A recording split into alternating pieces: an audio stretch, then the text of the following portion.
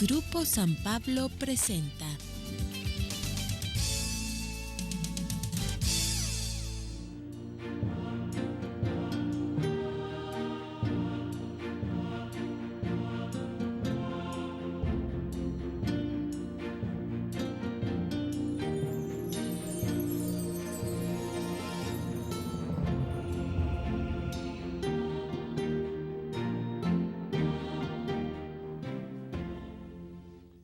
Hace unos 2000 años fue pronunciado en una montaña el que es considerado como el discurso más revolucionario de la humanidad. Y lo pronunció Jesús de Nazaret. Y así se le conoce, el Sermón de las Montañas. Se le conoce también como las bienaventuranzas y ese es el tema hoy en Ver y Creer. Explicaremos por qué es el discurso más revolucionario. Conoceremos su contenido y analizaremos una a una estas bienaventuranzas que son consideradas como el modelo de vida de todo cristiano. Y para ello les saludo, muchas gracias por estar con nosotros, sea usted bienvenido a Ver y Creer.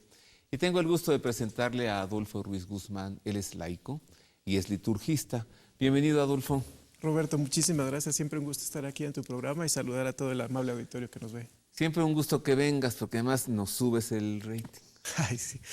Es que Adolfo habla siempre muy bien, ya lo podrá usted constatar enseguida. Querido amigo, ¿por qué decimos que es el discurso más revolucionario? ¿Porque enfrentó a unos contra otros? ¿Por qué? No, fíjate que me gusta mucho cómo lo presentas, sobre todo porque sí, es el centro del Evangelio. O sea, la plenitud del mensaje del Señor lo vamos a encontrar en estas 8 frases, bueno, si lo leemos en el Evangelio de Mateo, porque te viene a enseñar lo que realmente Jesús venía a transmitirnos, el tema de cómo poder ser felices para poder construir hacia la vida eterna.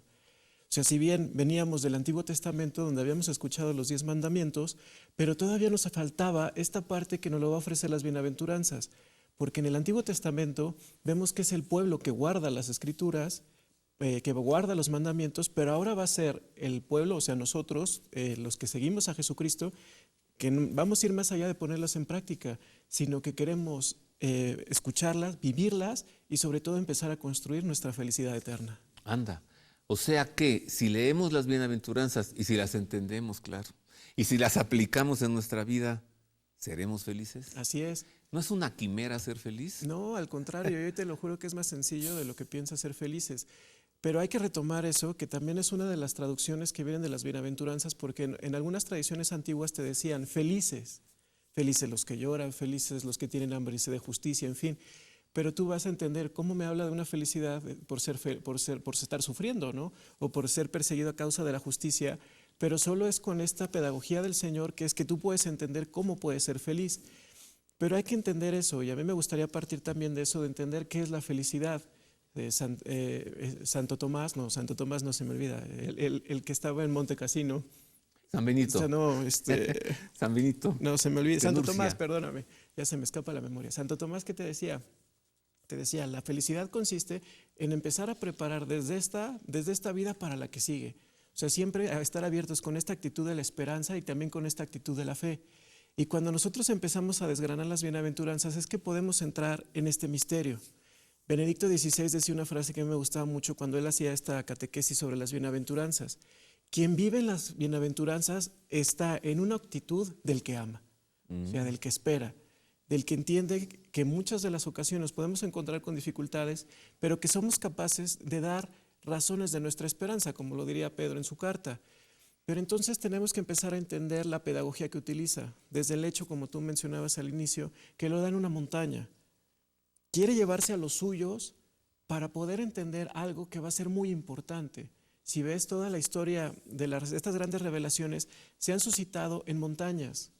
Con Moisés, cuando hablábamos de los 10 mandamientos, cuando hablábamos de la ley, sube Moisés a encontrarse con el Señor. Tuvo que pasar toda una serie de cosas para poder hacerlo. Incluso, si podemos hacer esta analogía y si podemos entender que la montaña es subir, implica una purificación, pero también implica un proceso. Y ya cuando llegas delante del Señor, bueno, en este caso Moisés, le dice, descúbrete los pies, quítate las sandalias porque estás en terreno sagrado. Te voy a demostrar ahora, una vez que ya lo saqué de la esclavitud, cómo va a ser nuestra relación, y le entrega las tablas de la ley. ¿Habrá querido también Jesús, al pronunciar las bienaventuranzas, darle un énfasis, darle un acento a su origen divino? Porque subir a la montaña es como ocupar el lugar de Dios y sentarse en el lugar de Dios, ¿o no? Sí, porque además con esta figura lo que hace Dios es elevar nuestra dignidad para equipararnos a la de Él. Mire usted lo que nos está diciendo Adolfo Ruiz Guzmán. Nos está diciendo que conocer y aplicar las bienaventuranzas en nuestra vida nos llevará a la felicidad. Yo estaba una vez en un viaje, ya terminaba el viaje. Es cuando ya te regresas ya sin ilusión, ¿no? Sí, cuando ya a la realidad. Y había sido un viaje largo y de mucho trabajo, entonces yo venía verdaderamente ya agobiado y cansado y rendido. Llego al avión, me siento. Y en eso ya llegan otros pasajeros y junto a mí se sienta un niño, pequeñito. Yo pensé, ay no, lo que me faltaba, ¿no? Un viaje de 10 horas con un niño aquí, entonces me puse serio. Pero ese niño muy simpático se puso a platicar conmigo y yo como que cortante con él. Y, what's your name? My name is Robert, Roberto, like Robert. Hello, my name is James, ¿no? Y el niño muy platicador y yo como que le cortaba. Se dio cuenta y entonces me dijo el chamaco, Roberto, listen to me, are you happy? Me dijo, ¿eres feliz? Le dije, no, I'm not happy. Why? Because I'm not in my country, I'm not at home. I want to be at Mexico and I want to meet my family and go home. O sea, no estoy feliz porque no estoy en mi patria, no estoy en mi casa, he estado mucho tiempo fuera, ya quiero regresar a mi país, ya quiero regresar a casa y ya quiero ver a mi familia. Y goodbye. Pasó todo el vuelo, todas las horas, nos dieron de desayunar, llegamos, aterriza el avión, ya estaba yo en México. Se voltea el niño y me dice, Roberto, are you happy? Why? Because you're at home, because you're at Mexico. Y yo pensé, este niño tiene toda la razón. Él me preguntó si yo era feliz, yo le expliqué por qué no. Y cuando llegué a mi objetivo, me pregunta, ¿eres feliz? Ya estás en México, ya estás en casa. O sea, buscamos la felicidad. Y cuando llegamos a ella, no nos damos cuenta que la alcanzamos, Adolfo. No, además, la felicidad tiene que ser Esto un nos estado. prometen las bienaventuranzas. Claro, porque la felicidad tiene que ser un estado. Y creo que lo voy a repetir muchas veces durante el programa. Venga. Pero hay que tomar en cuenta una cosa. Cada uno de nosotros somos responsables de nuestra propia felicidad. No podemos echarle en cara a los demás si yo soy un infeliz o incluso si hoy me lamento por haber hecho una vida no vivida. O sea, si yo llego a la edad a la que me encuentre y yo me doy cuenta que no he vivido porque no he sido feliz, porque no he sido capaz de amar, porque no he sido capaz de salir al encuentro del otro. No puedo culpar de mi infelicidad a otro, no se vale. O de infelicidad. A ver, profundicemos. ¿Cuáles son las bienaventuranzas? Para recordar de qué estamos hablando y de qué hablaremos a lo largo de todo este programa. ¿Cuáles son, mire, tomadas del Evangelio de San Mateo, las bienaventuranzas? Las bienaventuranzas están en el centro de la predicación de Jesús. Con ellas, Él recoge las promesas hechas al pueblo elegido desde Abraham, pero las perfecciona ordenándolas no solo a la posesión de una tierra, sino al reino de los cielos. El Evangelio de San Mateo, en su capítulo 5, las expresa así: Bienaventurados los pobres de espíritu, porque de ellos es el reino de los cielos. Bienaventurados los mansos, porque ellos poseerán en herencia la tierra. Bienaventurados los que lloran, porque ellos serán consolados. Bienaventurados los que tienen hambre y sed de justicia, porque ellos serán saciados. Bienaventurados los misericordiosos, porque ellos alcanzarán misericordia. Bienaventurados los limpios de corazón, porque ellos verán a Dios. Bienaventurados los que buscan la paz, porque ellos serán llamados hijos de Dios. Bienaventurados los perseguidos por causa de la justicia, porque de ellos es el reino de los cielos. Bienaventurados serán cuando los injurien, los persigan y digan con mentira toda clase de mal contra ustedes por mi causa. Alégrense y regocíjense, porque su recompensa será grande en los cielos.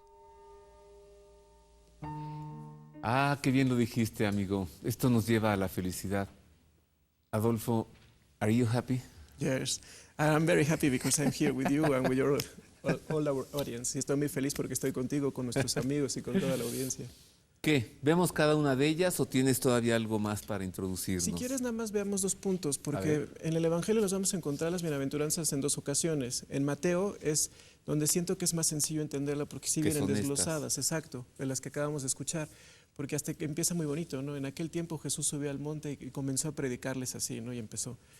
Y después, en Lucas también las vamos a encontrar, pero no están tan descifradas como aquí, o sea, no están tan digeribles, vamos a utilizar esa expresión.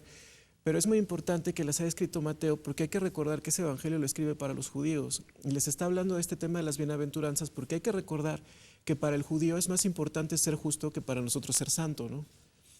Y obviamente entiende que el modelo de santidad lo entiende, o mejor dicho, el modelo de justicia lo entiende en San José, porque pues él es el único que escribe algo de él en el evangelio, y José, que era un hombre justo, no la despreció, ¿no?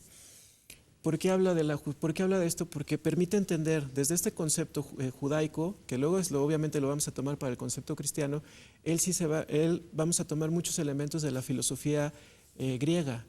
Y eso nos va a permitir, obviamente porque esa parte estaba escrito en griego, nos va a permitir entender que lo que estamos buscando es nuestro fin último subjetivo, que va a ser la felicidad.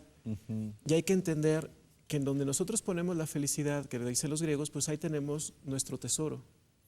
Y entonces nos los está poniendo en cuestiones muy cotidianas para que nosotros podamos entender cómo podemos ser felices. Luego, en la parte de Lucas, vamos a encontrar que hay diferentes autores que te van a ir viendo, que lo van a ir comparando con diferentes aspectos de nuestra vida. Por ejemplo, con las 4 virtudes cardinales, con la prudencia, la fortaleza, la templanza y la paciencia. Y ahorita cuando empecemos a desgranarlas, vamos a entender por qué es muy importante la parte de la fortaleza, por qué es muy importante la parte de la paciencia, la templanza, la prudencia, pero también podemos equipararlas también con los dones del Espíritu Santo, con los 7 dones, pero también con las 7 peticiones del Padre Nuestro. Entonces, sí.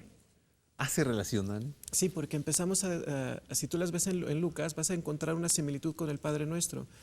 ¿Cuál es la promesa de las bienaventuranzas? La vida eterna, es decir, el cielo. ¿Cómo nos referimos al Padre? Padre que estás en el cielo. Y aparte, una de las cosas que tenemos que entender de lo que te decía hace rato de Benedicto, quien se encuentra asimilando las bienaventuranzas está en una acción del amante en persona, o sea, en un tiempo que está, en este momento estoy amando, en este momento estoy haciendo lo que quiero ser para ser feliz. Y eso es muy importante que nosotros lo podamos entender. Y obviamente cuando los vemos o las escuchamos desde el monte, Dios nos saca de nuestra cotidianidad para darnos una sacudida y decir, oye, te estoy dando todas las herramientas que tú puedes tener para la felicidad, pero de ti depende y a ti te corresponde ser feliz, a nadie más. Vámonos con la primera. Claro. Bienaventurados los pobres de espíritu. Y la promesa es padrísima, porque de ellos es el reino de los cielos. Fíjate que nosotros, en muchas ocasiones, nosotros tenemos la tentación de pensar que lo sabemos todo, que lo podemos todo, y que al final nosotros empezamos a crear un ídolo de Dios. Porque cada quien empieza a tener una visión individual de lo que representa Dios para mí. Muchas veces lo equiparamos con un quitapenas, lo comparamos con alguien que me va a resolver un milagro, y no es así. ¿Qué es lo que nos invita a la parte de la pobreza espiritual? Es empezar a renunciar a nosotros mismos y darnos cuenta que no necesito de nada más que de Dios, e incluso renunciar a mi propio concepto que yo estaba establecido de Dios para poder entender que sin Él no puedo nada.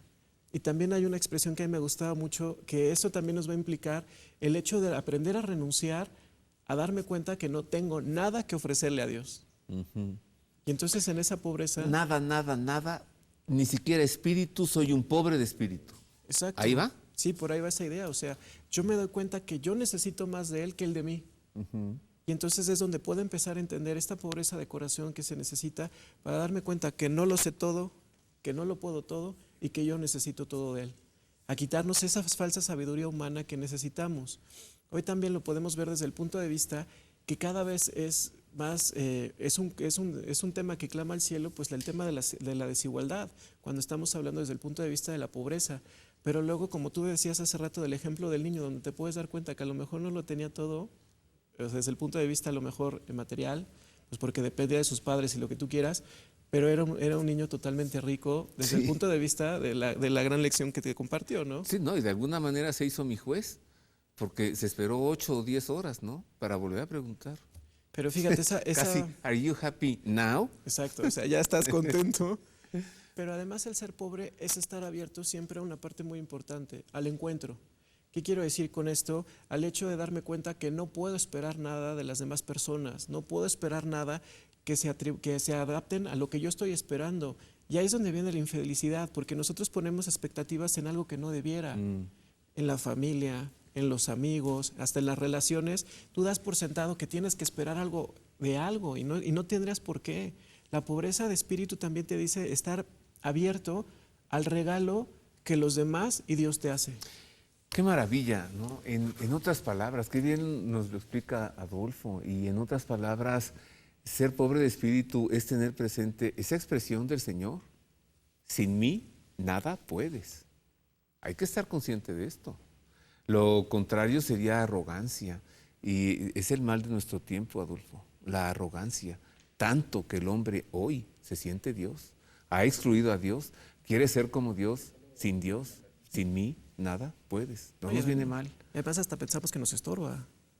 Bueno, sí, pues claro, por eso a un lado, ¿no? Una rebeldía a toda forma de autoridad, y la autoridad primordial es Dios, pues entonces Dios no. Hagamos una pausa, es breve. Volvemos con el contenido de las bienaventuranzas y además nos iremos hasta allá.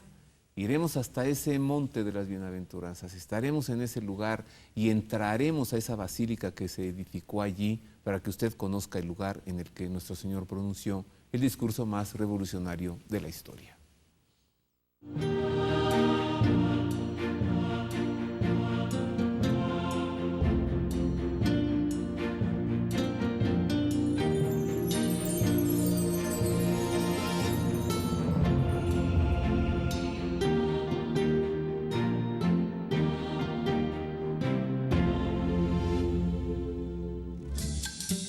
Grupo San Pablo cuenta con atención directa al público en 17 librerías a lo largo de la República Mexicana.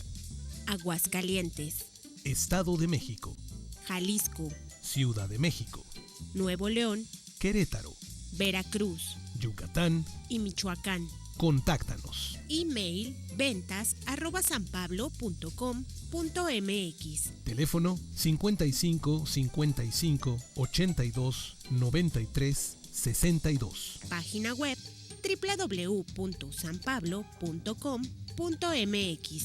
Grupo San Pablo, más de 70 años haciendo la caridad de la verdad.